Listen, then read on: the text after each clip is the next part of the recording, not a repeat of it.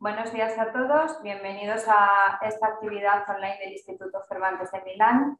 Este es el último club de lectura con el que terminamos este año académico 2021-2022 y además es un placer para mí poder anunciar algo que estábamos diciendo, que hemos estado repitiendo durante los clubes de lectura del último año, porque desde principios del 2021 todos los clubes de lectura se han dedicado a un proyecto en el que estamos trabajando en Milán desde finales del 2020, que es el cuento contemporáneo escrito con ñ, en el que han participado 21 escritores, un escritor por cada uno de los países donde se habla español.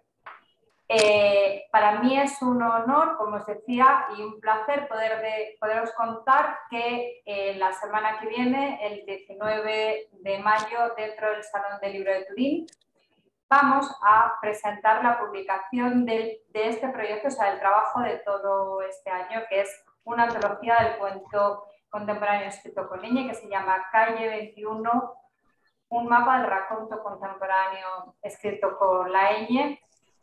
Y hoy tenemos el placer de contar entre nosotros con Patricia Esteban Erles, que es la representante española dentro de esta antología. Entonces, yo no quiero robar mucho la palabra ni a Patricia, ni a Valeria, ni al público, porque lo más interesante es que veis entre vosotros. Solamente quería hacer este anuncio, darle la bienvenida a Patricia, darle la bienvenida a Valeria y darle las gracias por la coordinación fantástica que hace estos clubes y evidentemente a todos vosotros por estar hoy en esta actividad en línea. Muchísimas gracias y paso la palabra ya a Valeria y a Patricia. Gracias, Carmen. Bueno, bienvenida, Patricia. Buenas tardes a todos. Gracias por acompañarnos ya sobre el cierre del semestre. Nada, contentísima, ¿no?, de esto que estaba contando Carmen, de que finalmente la antología Calle 21 vea la luz. Perdón, si pueden silenciar los micrófonos, se los agradezco para que no tengamos interferencias. Les decía, la antología esta se presenta en el Salón Editorino. Si algún intrépido quiere viajar de Milán, vamos a estar el día 10. Bueno, sí, perdona, es cierto. Si alguien quiere venir, estaremos el día 19 a las 11:30 en el Salón del Libro de Turín, en la Sala Internacional, y estarán presentes Valeria, porque es la representante argentina de la antología, Bruno Arpaya, que es uno de los traductores, y Danilo Manera, que ha sido el profesor que nos ha ayudado en la parte de la edición del libro. También, claramente, representantes del Instituto Cervantes y de la editorial Castelvecchi, que es con la editorial con la que hemos presentado. Entonces, os invitamos a todos a estar con nosotros en Turín ese día. Ahora sí que te doy la palabra. Nada, ojalá se animen entonces. Quiero presentar brevemente a Patricia porque muchos de los que están aquí ya la conocen, son alumnos del instituto y hemos estado trabajando este año con los cuentos de este libro, que es un tesoro, ¿no?, además de por su contenido, por su forma, ¿no?, ni aquí ni en ningún otro lugar. De la editorial Páginas de Espuma, con las ilustraciones de Alejandra Costa.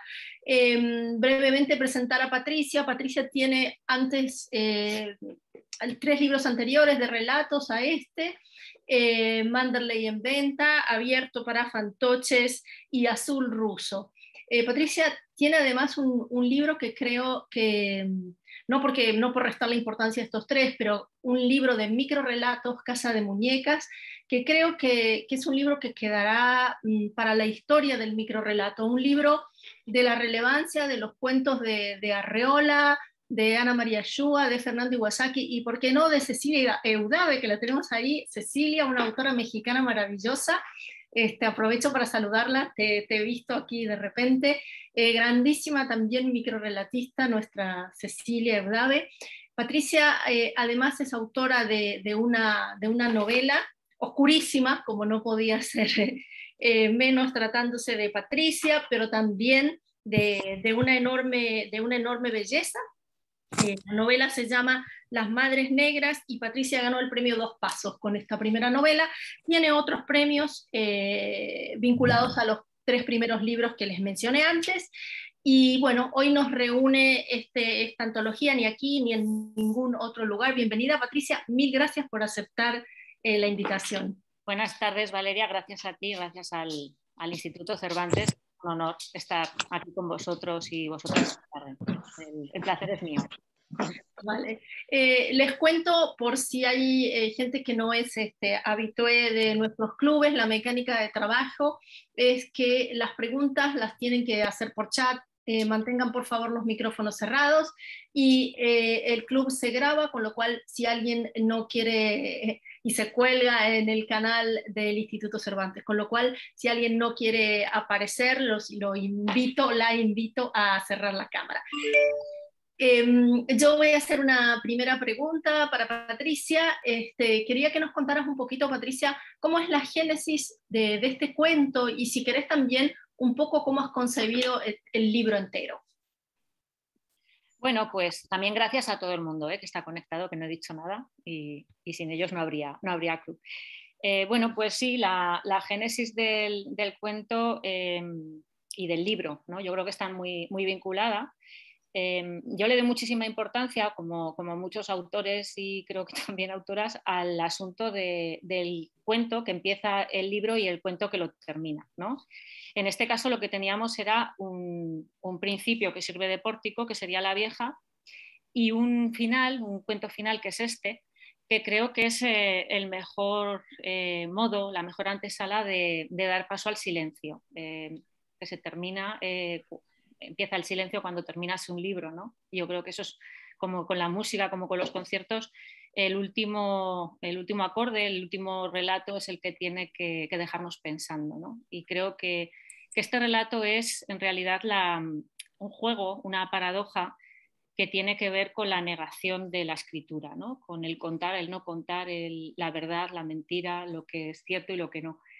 El cuento surge a partir del título del relato y el título del libro surgen a partir del comienzo de un cuento que recopiló Ángela Carter en la antología de cuentos de hadas que publicó aquí en España Impedimenta. Y es muy curioso ese comienzo porque ni aquí ni en ningún otro lugar, en un cuento tradicional de una de las piezas que aparecían en ese volumen, a mí me llamó muchísimo la atención porque casi todos los cuentos empiezan situándonos en un espacio y un tiempo, ¿no? Érase una vez, en alguna parte, unos personajes.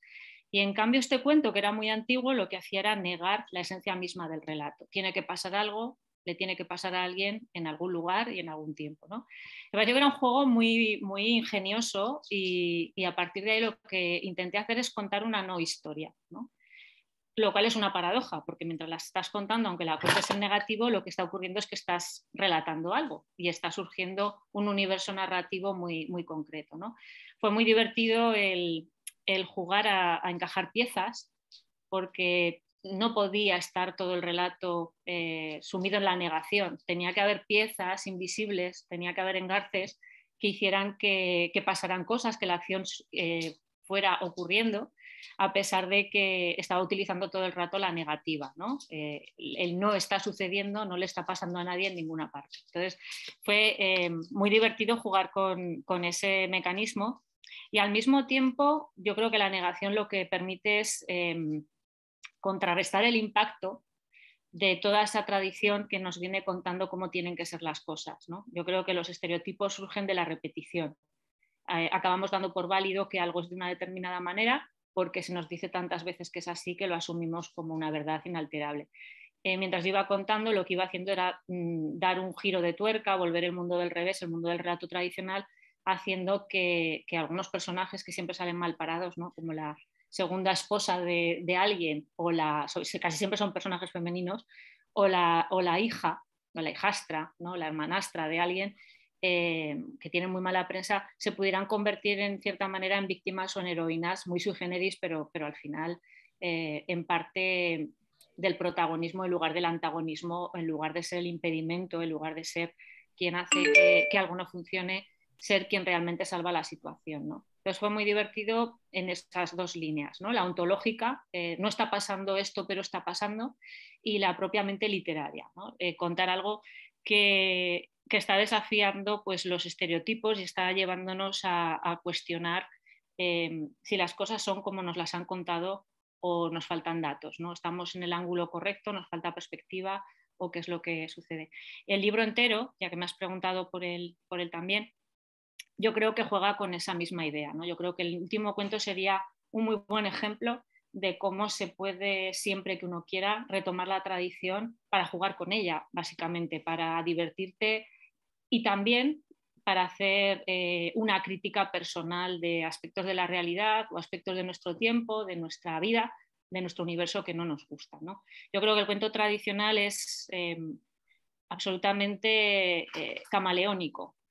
Admite muchos ropajes, admite cualquier época, lo puede situar y lo puede retomar y nunca se agota, ¿no? Precisamente porque juega con universales, juega con temas que siempre nos van a interesar, el amor, la muerte, la traición y todos los demás. Y además creo que es muy fotogénico. Creo que enseguida todos reconocemos a esos personajes, por lo menos creemos reconocerlos, ¿no? Sus caras nos suenan y luego nos pueden dar sorpresas, lo cual también tiene mucho encanto. Claro. Y, o sea, la idea de trabajar, o sea, a mí me sorprende mucho la dificultad, creo, que supone, ya me dirás si sí o si no, de trabajar con un material que en principio nosotros creemos que es para los niños, un material de carácter infantil, y actualizarlo, reescribirlo para adultos, ¿no? O sea, ¿eso te fue difícil o te vino natural? A mí me gusta mucho, siempre que no sé qué hacer, ¿no? Siempre que, que estoy, yo a veces ensayo cosas para, intento ejercitar, ¿no? El pulso, la mano narrativa, y cuando no se me ocurre una idea sobre la cual escribir, pienso en un estereotipo, en un arquetipo, en algo que se nos haya contado ya. Y creo que parte del encanto de la escritura es la rebeldía, ¿no? El intentar darle la vuelta. Entonces, para mí siempre supone un estímulo. Quizás es complicado en el sentido de que nos vienen unas pautas muy marcadas, ¿no? El personaje tiene que tener unos elementos que lo hagan reconocible y eso no lo puedes tocar o no lo puedes cambiar del todo. O tienes que presentarlo aunque luego evolucione. Estoy pensando en el caso de la hermanastra, ¿no? La hermanastra viene con unas características de serie y luego juegas a que evolucione y a que dé la sorpresa. A mí me resulta muy, muy divertido y muy fácil y siempre lo recomiendo en los talleres, ¿no? Cuando no sabes de qué escribir, juega a contar el cuento de otra forma. Entonces, no, yo no lo encuentro especialmente complicado. Creo que hay que encontrar la manera de contar algo nuevo, ¿no? No puedes repetirte, no puede ser una copia o una especie de imitación del original solamente. Tiene que haber elementos, tiene que haber continuidad y ruptura. Tiene que haber cosas que ya estuvieran y cosas que las pongas tú. Yo creo que nos ayuda mucho en ese sentido para la escritura de mujer sobre todo y contemporánea, como lo hace Angela Carter, ¿no? Yo creo que ella nos mostró un camino de libertad absoluta, de locura, de gamberrismo, de uso absolutamente lujoso y portentoso del lenguaje, del sentido del humor, que es muy contemporáneo, ¿no? Y nos dio, yo creo que una clave, nos puso una luz en la ventana para que dijéramos, esto se puede hacer, así que atrévete. Bien. Bueno, yo los invito a ir dejando sus preguntas en el chat, que si no yo me la apropio a Patricia. Me la quedo para mí y la acribillo a preguntas. Una cosa que a mí me gusta mucho de todos tus libros, ¿no? Pero creo que en este está especialmente marcado, son las atmósferas, ¿no? Que de alguna manera son uno de los elementos que construyen un universo narrativo, ¿no? Aunque en este libro hay una temática unificadora fuerte, en otros libros con una temática unificadora más débil, se unifica perfectamente a través de las atmósferas. Entonces no sé si nos podés comentar algo de eso.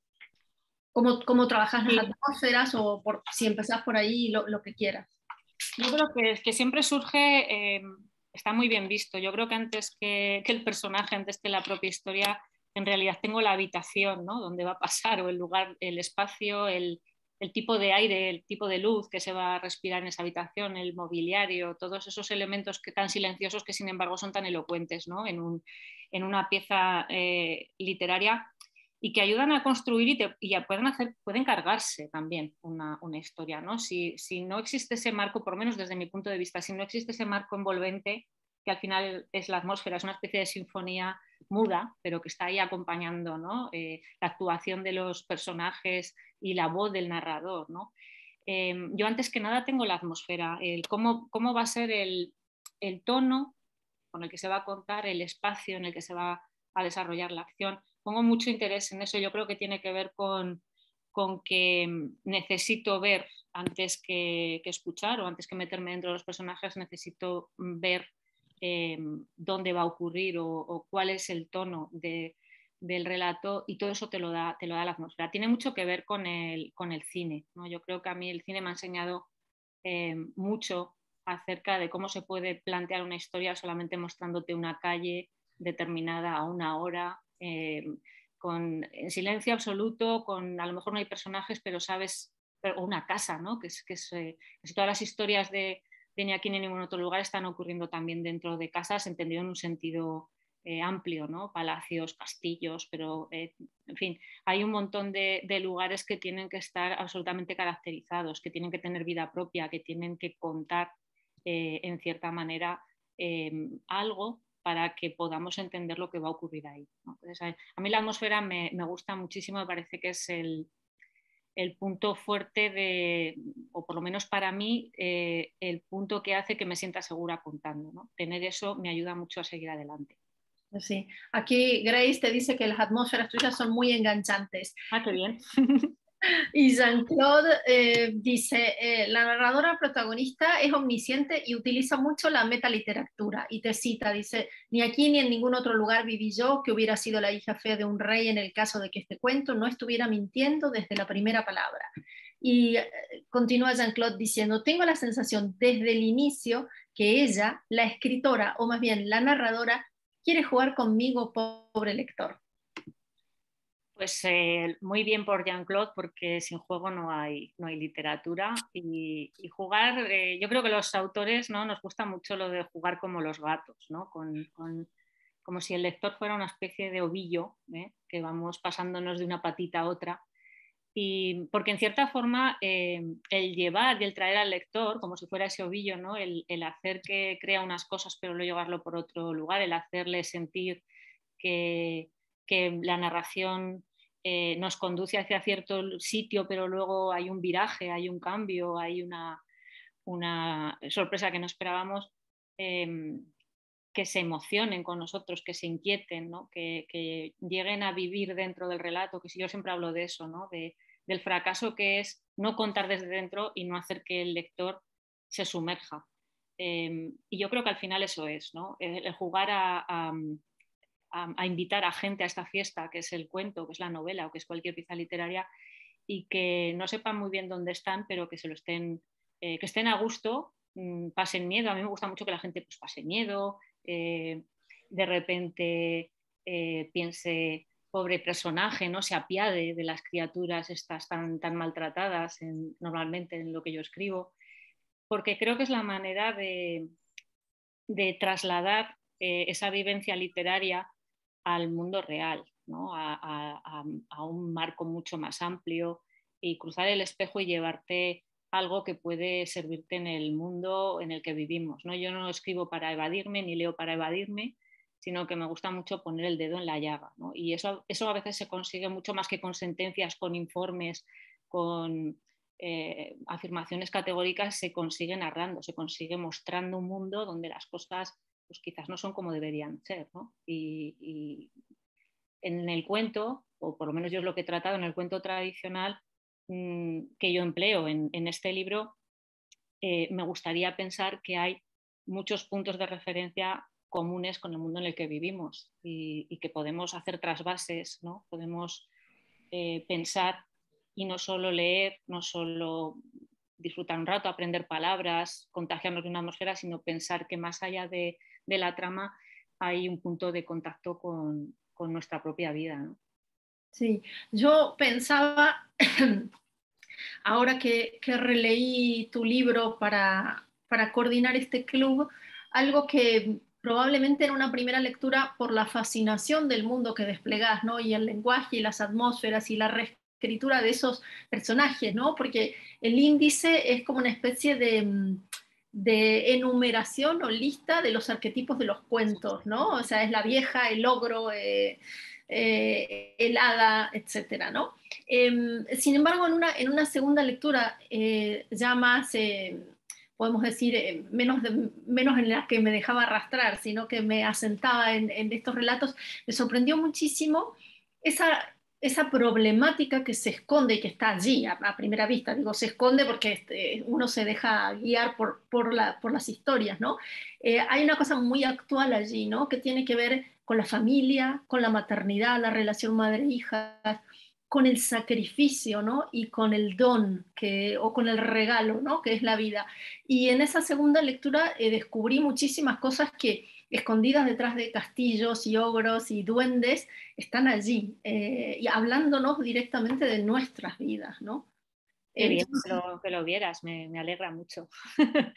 Sí, sí, sí. Yo creo que tienes razón, ¿no? Que hay, bueno, somos obsesivos, ¿no? Las personas que escribimos en general somos transmisores de obsesiones, ¿no? Buscamos compartirlas de alguna forma, nos gusta librarnos de ella momentáneamente o pensar que alguien que siente lo mismo, pues en algún momento te diga, ay, pues a mí también me pasa eso, yo también pienso eso de este tema, ¿no? O hay gente que me dice, por fin no me siento rara, ¿no? Porque de pronto hay alguien que escribe un libro donde yo encuentro todas las cosas que no me atrevo a decir o que no me atrevo casi ni a pensar, ¿no? Por el miedo a que se me juzgue. Y creo que es verdad que hay una reflexión sobre todo acerca del tema de la vida y la muerte, como has dicho, ¿no? Yo creo que eso es una constante. A mí es lo más interesante, lo que me parece más interesante del mundo para escribir, ¿no? Porque estamos aquí, porque dejamos de estar, ¿no? Y todo lo que se genera en torno a eso, todas las relaciones que pueden surgir en torno al nacimiento o la muerte de alguien, ¿no? Todo lo que sentimos por estar vivos o por saber que vamos a dejar de estarlo. Aquí Sergio te comenta y te dice, soy un lector que me inquietas, me trastocas, a veces me reflejas, a veces me desnudas. No puedo salir de la lectura emocional. Te dice, no pude salir de la lectura emocional. En la cuarta relectura tal vez comience a pensar. Vaya, oye, yo quiero ese texto para ponérmelo a modo de lema en la nevera colgado, para los días malos. Yo quiero esa crítica. Claro, que es maravilloso. Qué bonita, sí, sí. No, bueno, pues eso es, ¿no? Eso es al final lo que a mí me gusta encontrar, interlocutores, ¿no?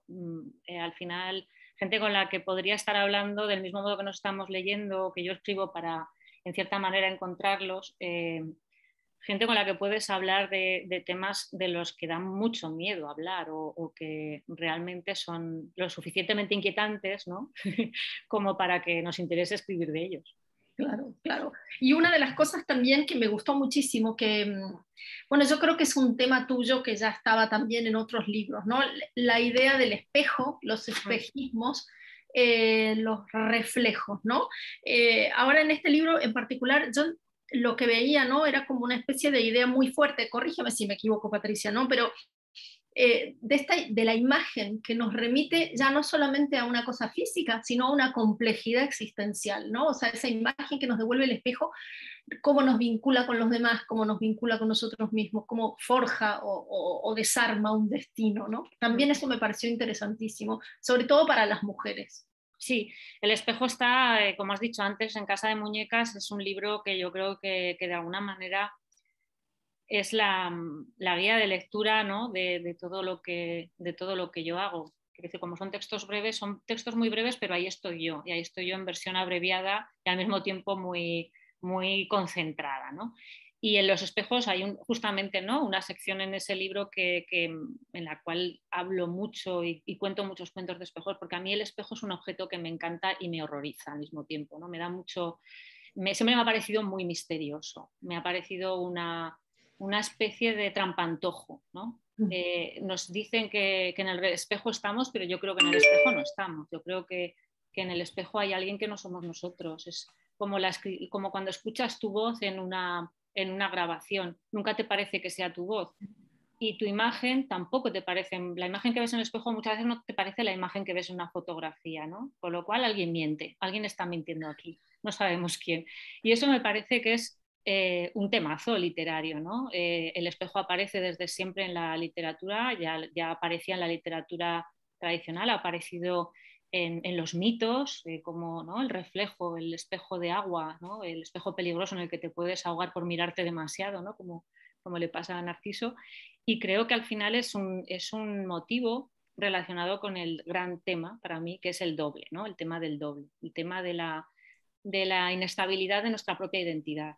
Es que me parece interesantísimo, ¿no?, el hecho de que el ser humano siempre se haya sentido una especie de intruso, ¿no?, o una especie de copia inexacta de sí mismo. Tenemos una sensación, tenemos una seguridad sobre quiénes somos y luego resulta que esa imagen se desmonta, ¿no? Y el espejo muchas veces es utilizado igual que el retrato para hacernos dudar de quiénes somos realmente.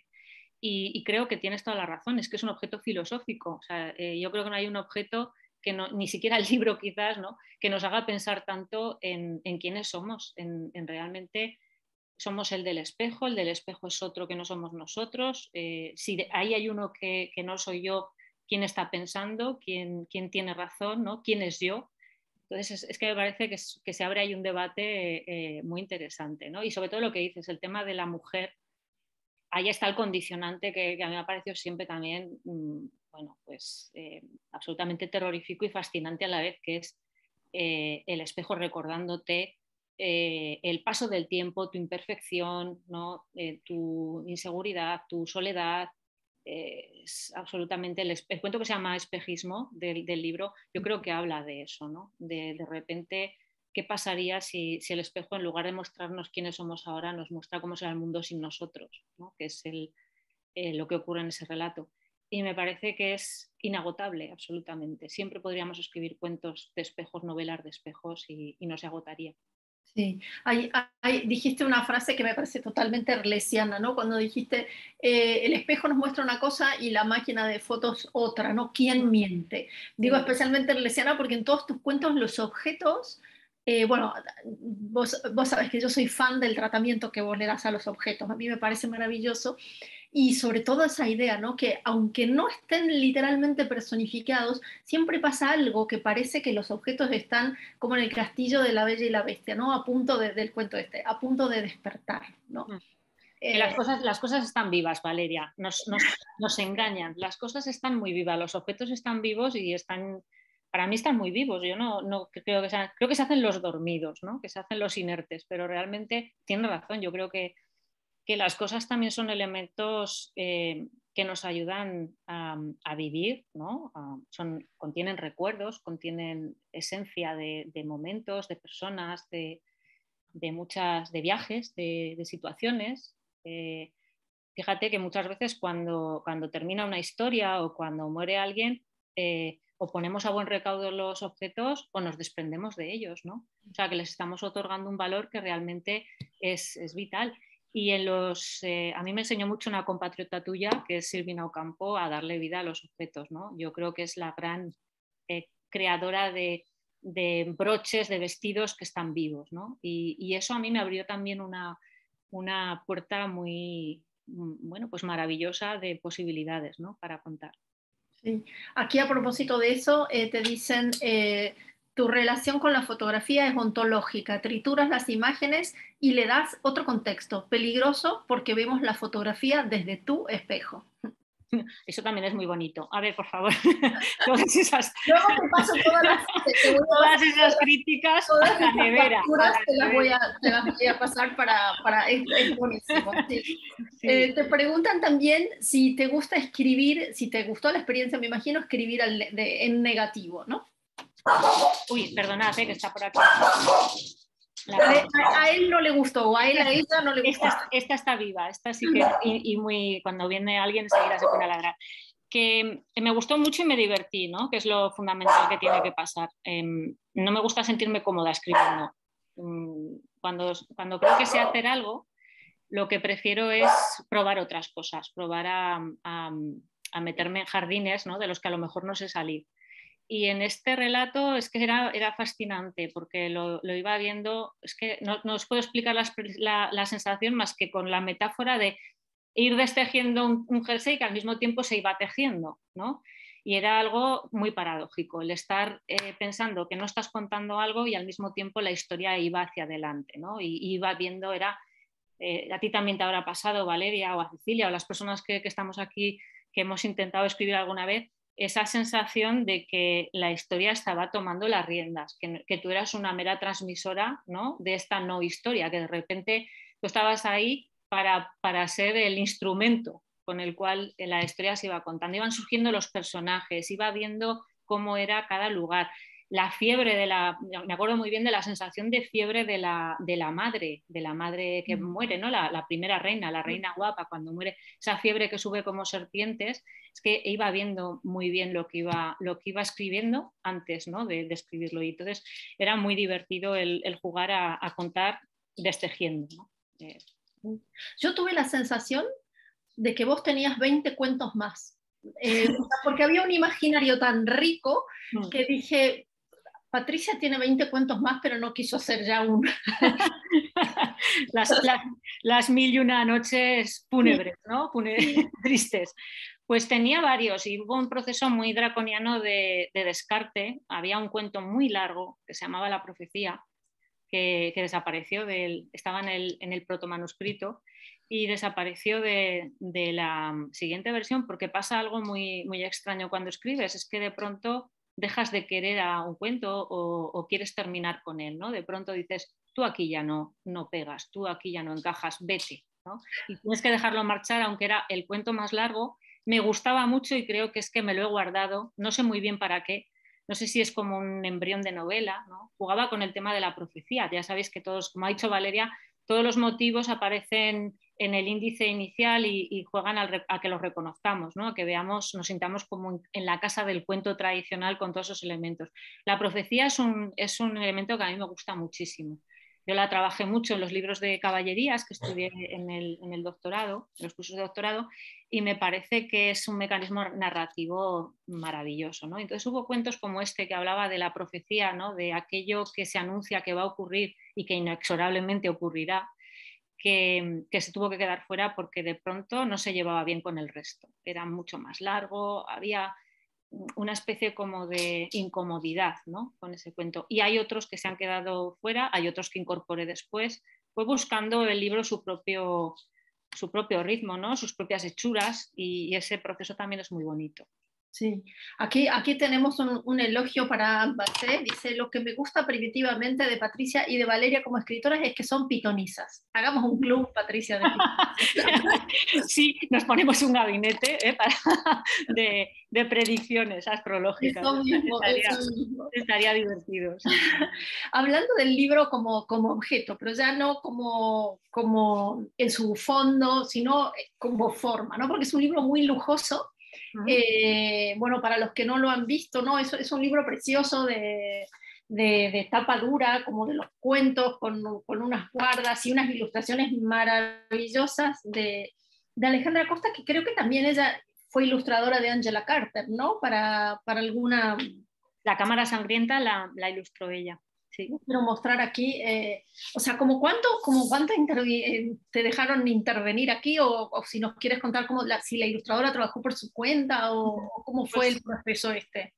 Pues fue maravilloso, porque claro, yo escribía los cuentos para que se editaran todo lo más con una cubierta bonita, sugerente, ¿no? Yo soy muy impertinente con el tema de las cubiertas, me gusta mucho decir, ¿no?, opinar y que el libro sea un objeto en el que te reconozcas y que a ti te guste y que si te lo encuentras en una librería, en el escaparate, no tengas que volver la cara porque no te identificas con él, ¿no?, que a veces es lo que ocurre. Y siempre he tenido mucha suerte porque tanto en Páginas de Espuma como en Galaxia Gutenberg siempre he podido opinar y siempre me han dejado que metiera la cuchara, ¿no?, y que hablara. Pero no me podía imaginar que se me iba a brindar la oportunidad de que el libro fuera tan bonito estéticamente, ¿no?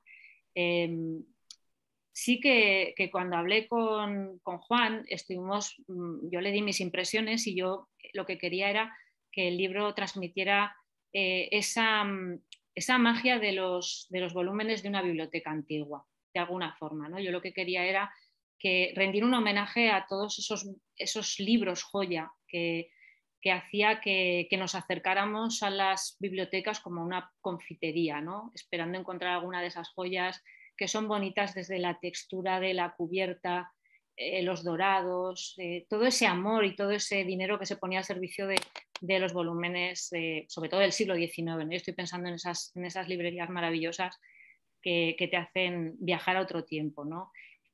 Claro, la realidad superó todas las expectativas porque yo creo que nos fuimos apasionando con el proceso, y sí que ocurrió que, por ejemplo, yo pude decidir el color del libro, ¿no? Que yo quería que fuera muy verde porque me hacía pensar en los bosques, me hacía pensar en las hadas, me hacía pensar en un universo tradicional marcado, pues eso, ¿no? Por las arboledas, por los jardines de los palacios, las telas lujosas verdes, etc. Y luego sí que ocurrió que una cosa llevó a la otra. Pues, ahora vamos a buscar una tela que parezca como de baúl, o sea, como si encontraras el libro en un baúl del siglo XVIII. Ahora un papel ahuesado, la tipografía. La verdad es que pude tomar muchas decisiones y siempre se me respaldó. Cuando se podía, cuando era imposible por motivos prácticos, pero la verdad es que fue un lujo el poder intervenir tanto, ¿no? Y también sugerí el nombre de Alejandra, precisamente por lo que has dicho, porque había ilustrado a Angela Carter y yo había visto lo que había hecho con la caperucita punk de Angela Carter, ¿no? con la gama, en Compañía de Lobos y también con El Barba Azul, ¿no? Que ella cuenta que es la cámara sangrienta. Y me gustó mucho lo que ella hace, que es jugar con el blanco, el negro y un color que es el signo de identidad de los relatos. En este caso tenía que ser también el verde. Y Alejandra, al hablar con ella, resulta que tiene una curiosa obsesión con los vestidos de mujer, con los pájaros y con los árboles. Y entonces dije, esta es la mujer perfecta, porque a mí me pasa un poco lo mismo, ¿no? Yo creo que esas imágenes de Alejandra contagian el clima un poco onírico, pero un poco pesadillesco. Es como si estuvieras en un intermundo, ¿no? Un mundo que está a medio camino entre el sueño y la realidad, y el recuerdo, el cuento, etc. Y trabajamos un poco o sea, yo le dije los relatos que creía que tenían que estar ilustrados, pero luego ella fue la que decidió por dónde llevaba la línea imaginativa, lo que le sugerían.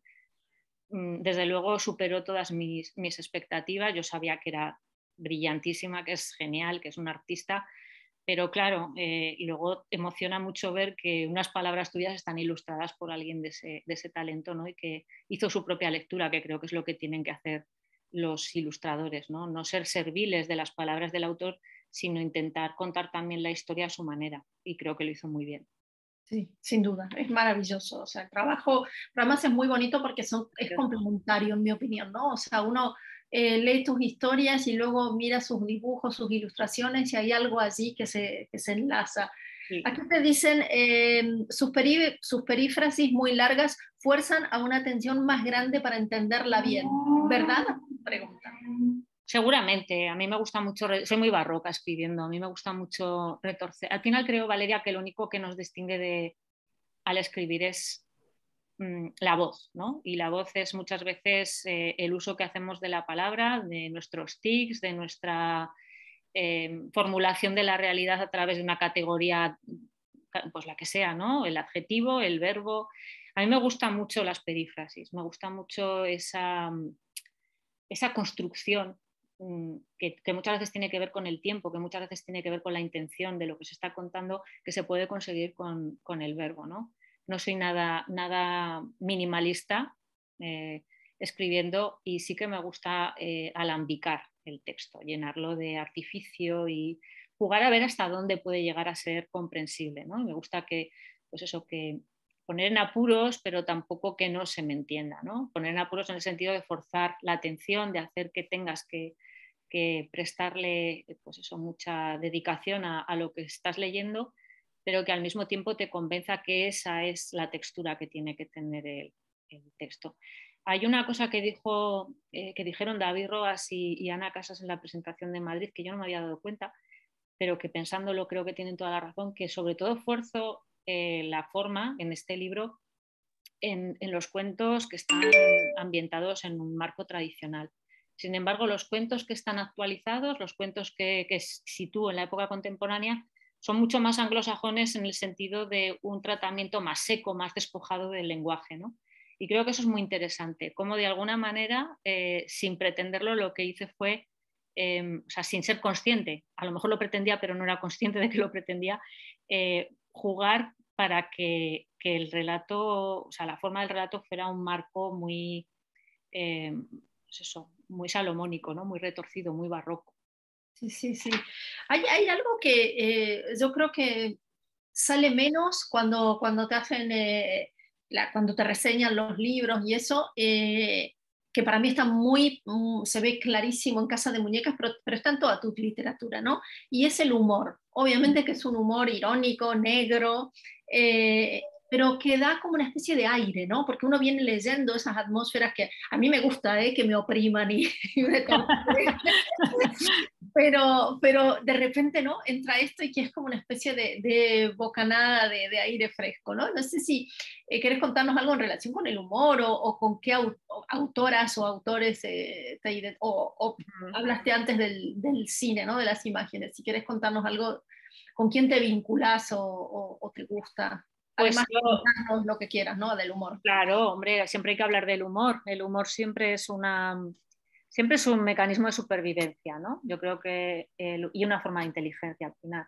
Yo creo que me gusta mucho del humor la terapia que supone cuando te ríes de algo, de alguna forma está dejando de dolerte hasta lo más terrible, ¿no? Lo más terrible que te pueda pasar o lo más terrible que puedas escribir. Y por otro lado, me gusta muchísimo del humor la conexión con la sorpresa, ¿no? El humor siempre supone una ruptura del orden de los acontecimientos, de la interpretación que se esperaba, que me interesa mucho. Me gusta mucho por lo que hablábamos antes del juego, ¿no? De jugar con el lector o de jugar con lo que estás haciendo.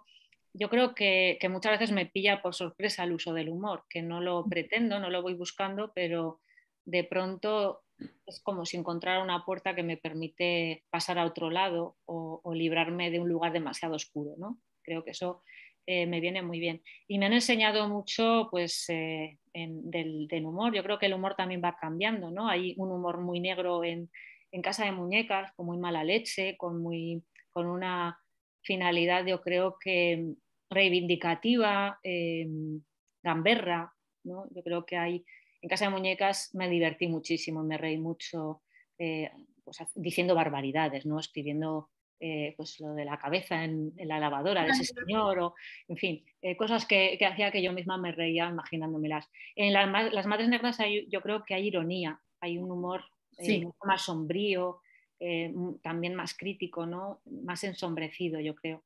Y me han enseñado mucho, yo creo que la gran autora del humor, siempre que la leo lo pienso, ¿no? Y digo, pero ¿cómo se puede ser tan endiabladamente buena con la maldad? Yo creo que es Patricia Highsmith, ¿no? Yo creo que Patricia Highsmith es la reina de la humorada, ¿no? Es maravillosa. Y más recientes disfruto mucho leyendo, por ejemplo, a Cecilia, que está aquí, y me gusta mucho el humor de Cecilia, porque es un humor, os recomiendo que leáis sus relatos, porque a mí me parece que es un humor muy sereno o que hace que realmente las piezas encajen, ¿no?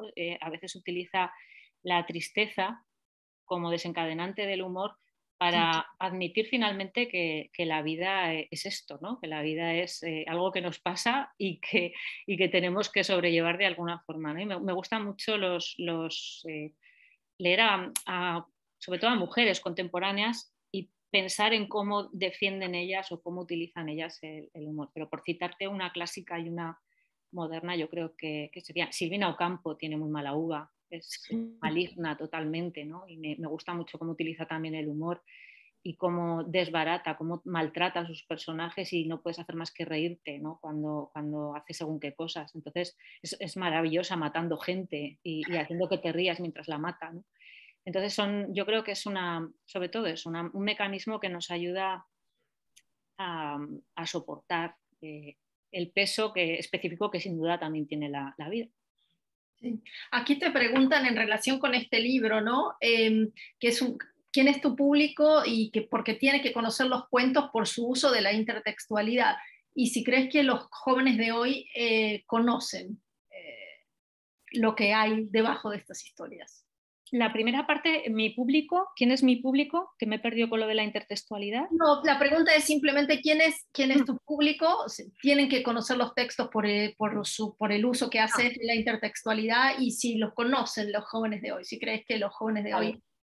Hombre, yo creo que la gente yo creo que cualquier lector que sienta curiosidad, todos hemos tenido una infancia para bien o para mal, con lo cual la intertextualidad la conocemos, sabemos de qué está hablando, porque además ya se ha ocupado Disney de destrozar convenientemente muchos de los argumentos de los cuentos tradicionales, ¿no? Y aunque solo sea para reivindicar otro uso que no el que se han hecho en esas películas donde se edulcora tantas cosas, pues se puede recurrir, ¿no? al relato tradicional.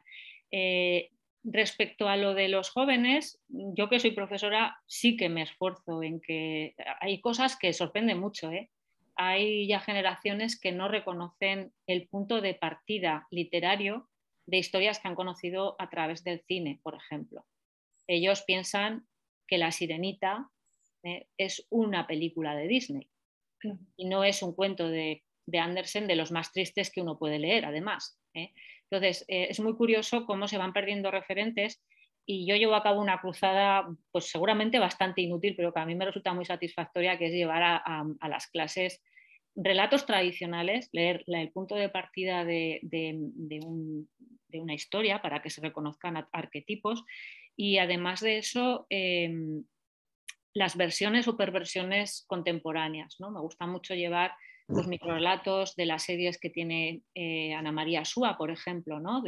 Acerca del cuento tradicional que juega con muchos de los elementos, hacer que escriban ellos sus propias versiones.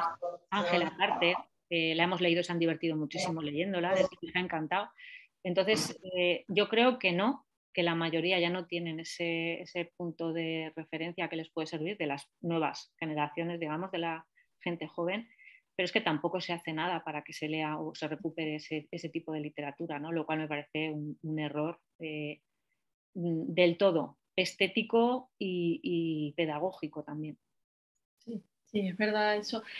Patricia, nos queda por conversar, creo yo, digamos, acerca de tus influencias. Me gustaría no solo, ya literarias has dicho muchas, pero has dicho también que en cierta manera, hablando ya puntualmente de este último cuento, era como que lo veías, ¿no? ¿El cine te provee también un imaginario o es más que nada la literatura de donde nace?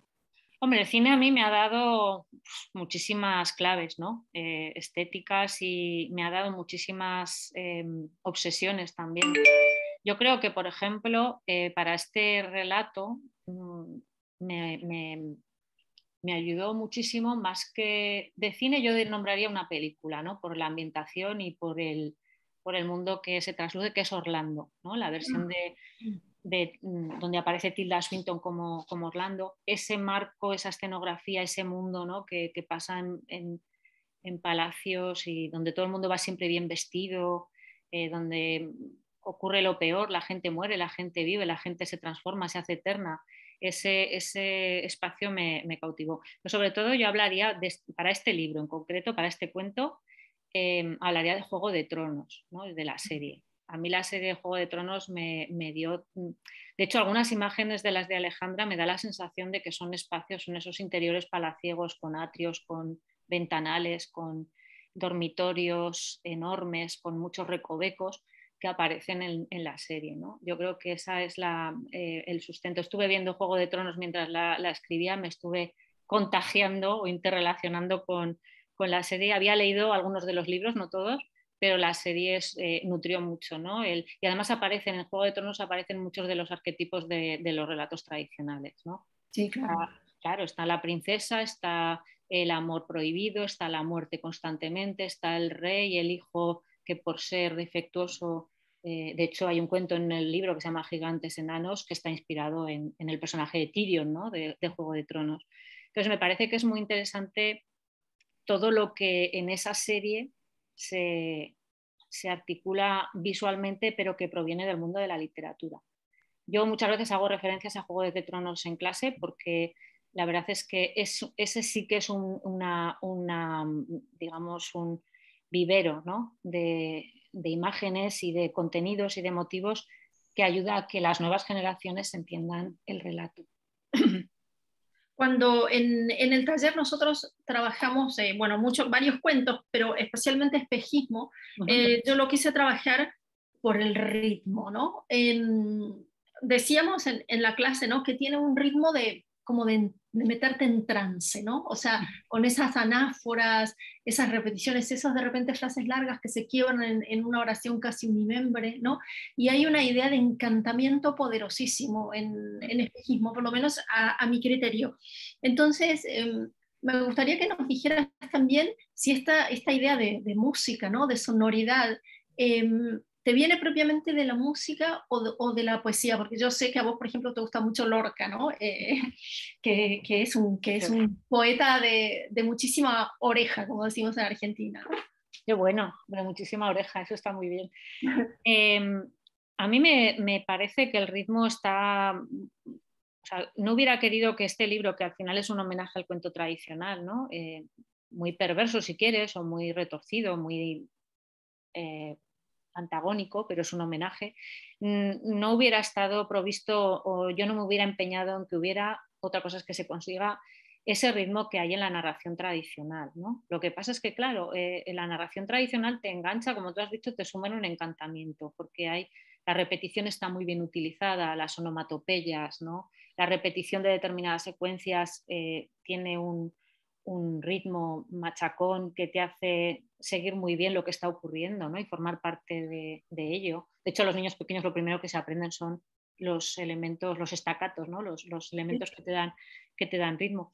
Entonces sí que quería que estuviera eso, que está en el cuento tradicional, pero claro, no podía ser como en el cuento tradicional, porque es un libro del siglo XXI, ¿no? No podía caer a lo mejor en lo que se hubiera podido interpretar como infantilismo. En el cuento tradicional tiene mucho encanto, pero en un libro quizás menos.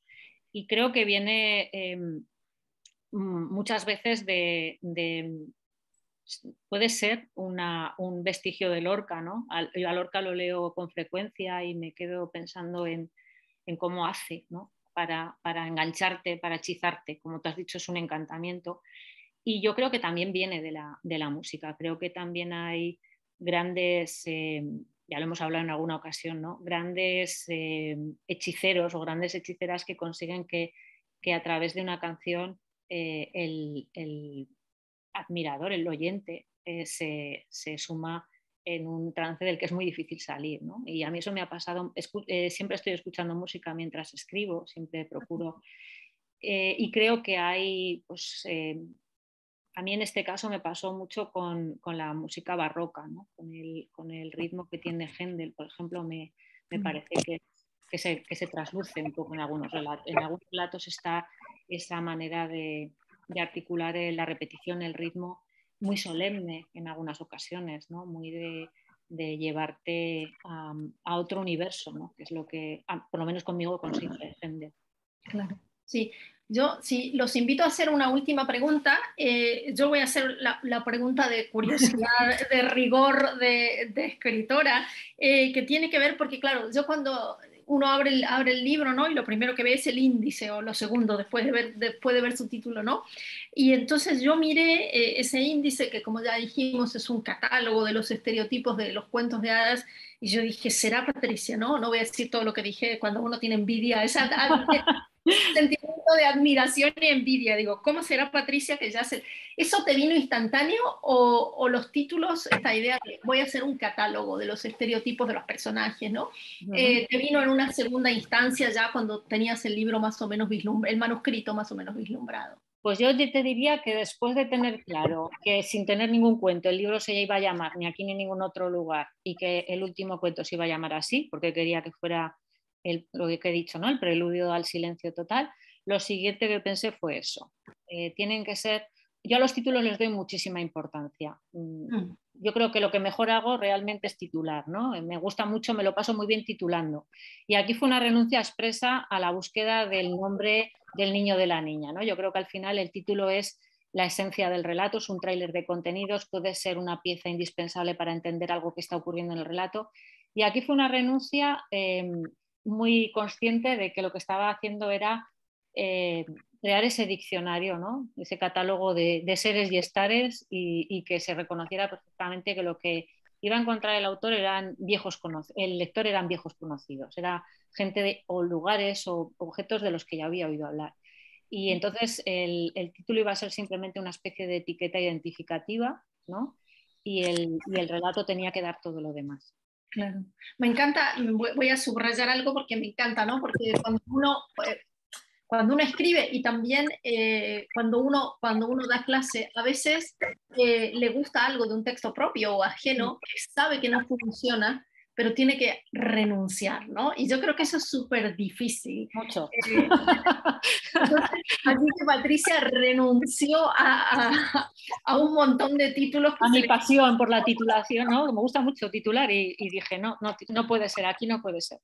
Claro, no, pero yo lo quiero subrayar, ¿no? Como uno cede, o sea, como podemos decir, en este caso un don y un vicio, ¿no? Sí. Que sería el de elaborar títulos divertidos, termina siendo una ganancia para el libro general, ¿no?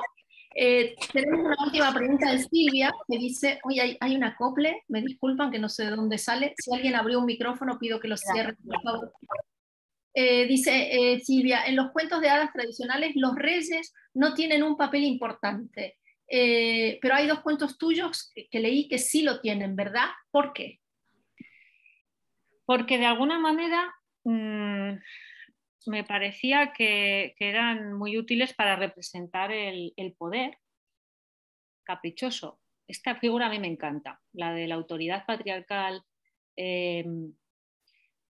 absumida, ¿no? Es como el dios de las madres negras.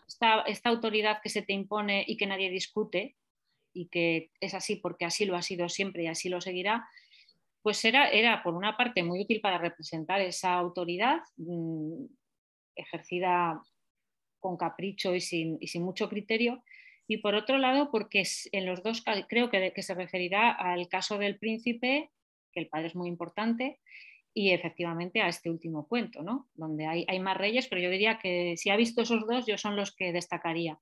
Y creo que servían mucho para dar un giro al relato, los dos. O sea, a mí me resultaron, me aproveché de ellos vilmente, lo que hice fue jugar con esa figura que es un tótem, que es algo inalterable, que no se puede discutir, y al mismo tiempo eran, digamos, los personajes que más me permitían que ocurrieran cosas luego, ¿no? A su pesar. El padre que sabe que su hijo va a morir y que decide, pues también de forma muy caprichosa o muy egoísta acerca de lo que tiene que hacer para que su hijo regrese de allá donde ha ido. Y en este caso, el ingrato, ¿no? Yo creo que es el rey ingrato que es incapaz de ver el amor, de llevar a cabo una segunda vida. Y al mismo tiempo está paralizando la vida de otras personas, ¿no? Que son la segunda mujer y la hija que ha tenido, que podría ser una continuación, ¿no? Entonces me parece que siempre estoy, en mis textos siempre estoy intentando desarrollar esa idea de la desigualdad, de la autoridad que hemos ido asumiendo, sobre todo las mujeres, porque tradicionalmente se nos ha impuesto como algo que debíamos acatar y ya está. Y curiosamente fue una de las figuras que más me sirvió para criticar esa autoridad, ¿no? Porque creo que al final el lector se da cuenta de que están tratados con muy mala leche los dos reyes. Sí, así es. Pues estamos ya en hora, Patricia. Yo no sé si tienes tu libro a la mano, pero a mí me gustaría que nos regales un parrafito leído, si es posible. Pues si esperas un momento, lo voy a buscar. Claro. Aquí no lo tengo. Espera un momento, voy a por él. Adelante, sí. Porque al final, ¿no? Siempre es bonito escuchar la voz del autor puesta al servicio del texto. Y ya con eso le damos paso a Patricia para cerrar y terminar el encuentro. Y mientras Patricia trae el libro, les recuerdo que este es el último encuentro de este primer semestre. que nos volvemos a ver en octubre con el siguiente club de lectura. Aquí la tenemos a Patricia, que nos regala un fragmento leído.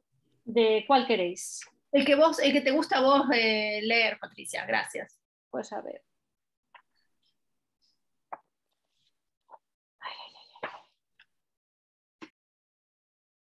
Bueno, pues a ver, me gustan todos. A ver. Bien hecho. Bueno, voy a leer el microrrelato, el único microrrelato que así nos llevamos. Este se titula Dos princesas. Las 3 hijas del rey murieron de peste negra. El cadáver de la princesa más pequeña fue enterrado en la cripta del palacio junto a su muñeca preferida, a la que llamaba Iseo. Bajo tierra, las 2 niñas pasan los siglos hablando en voz baja de duques ingleses muy rubios y de fiestas a las que acudirán, vestidas con el mismo traje. La muñeca se queda dormida a veces. La hija pequeña del rey, muy aburrida, se pregunta entonces por qué esta noche se le está haciendo tan larga. Bueno, Patricia, muchísimas gracias. No, a vosotros. Placer. Aquí tu último sticker para la heladera dice, Patricia lo tiene todo tan claro que el arte literario es fácil. Qué bien, la heladera, eso, como la foto de Lisbeth cuando era gorda, que se la ponía para evitar, pues yo me acercaré a la nevera a recordarme que merece la pena escribir cuando te encuentras lectores así. Muchísimas gracias, que ha sido un placer y hasta que queráis. Venga, te hacemos así un aplauso de estos simbólicos. De broma. Eso mismo, de broma. Gracias, Patricia, y gracias a todos. Nos vemos ya después del verano, entonces, en el próximo club de lectura. Muchas gracias. Nos vemos mañana, Valeria. Sí, nosotros seguimos trabajando, eso sí, seguimos trabajando. Venga. Que vaya muy bien lo de la antología, ¿eh? Queremos una crónica de la presentación y bueno, seguro que es un éxito y que, vamos, es un honor haber formado parte y que estés tú también, como ahí en la defensa argentina. Teníamos que hacer ahí, hablando de fútbol, teníamos que hacer... Claro, la roja. Tenías que venir vos, Patricia, pero bueno, tus compromisos nos privaron de eso, pero bueno, tenemos esto, así que no nos vamos a quejar. Claro. Gracias a todos. Gracias. Adiós.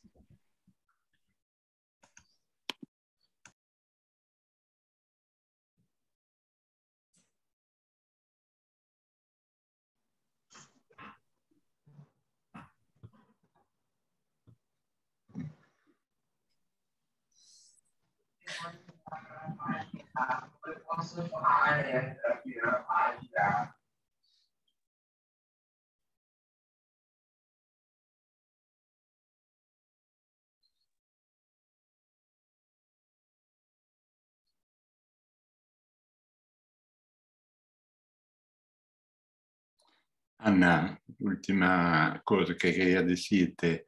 Te envío los textos después. Solo esto. Chao.